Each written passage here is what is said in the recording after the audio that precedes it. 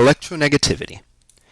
Electronegativity is a number that measures the relative strength, with which the atoms of an element attract valence electrons in a chemical bond. So this electronegativity number is based on an arbitrary scale going from 0 to 4. It's arbitrary because we're talking about relative strength as compared to other atoms, not necessarily strength, how strong it takes you to, push a car or something like that. So the relative strength that attracts valence electrons. In general, a value of less than 2 indicates a metal. So those with low electronegativity, which are those elements usually on the left side of the periodic table, are metals. And that's why they lose electrons. They don't have that much of an attractive force, and they actually want to give some of those electrons away, so they don't have that high of an electronegativity. High electronegativity, though, is attributed to, so that means numbers bigger than 2, are attributed to nonmetals. And metalloids would be somewhere in the middle. Metals, nonmetals, and they actually gain electrons because they have so much attractive force. So they gain electrons. Now, there is a periodic trend that involves electronegativity, so that helps us figure out the relative strengths.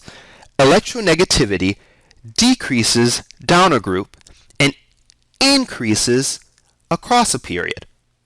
So when I go from top to bottom, I decrease my electronegativity. Okay, I decrease my electronegativity. So as I move out and add more energy levels, my attractive force is not as much as something that has those electrons much closer to it. So imagine if you're holding a bottle of water really tight close to you and somebody tries to pull it away, you are going to hold it closer to you because you have it closer to your body. But as you move it further and further away from your body, it's going to be easier and easier to get it away from you. So that is a good description of how electronegativity works. So when we go from left to right across a period, we actually increase electronegativity because those bonds, remember, atomic radius is getting smaller, and that's because electronegativity, you're adding more protons, and those electrons are getting more attracted and staying where they stay, staying closer to the nucleus, and will not necessarily leave the nucleus easily. So let's take a look at this in a periodic form. So if I go from left to right, electronegativity increases. And as we go top to bottom, electronegativity decreases.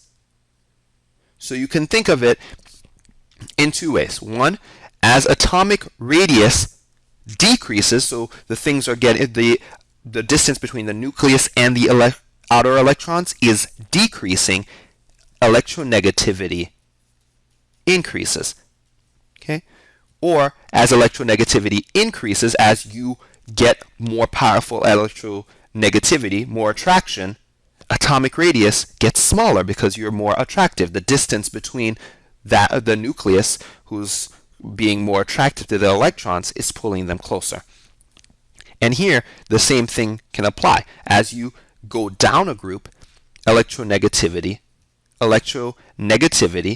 decreases because as you get further and further away, you have a less and less attractive force.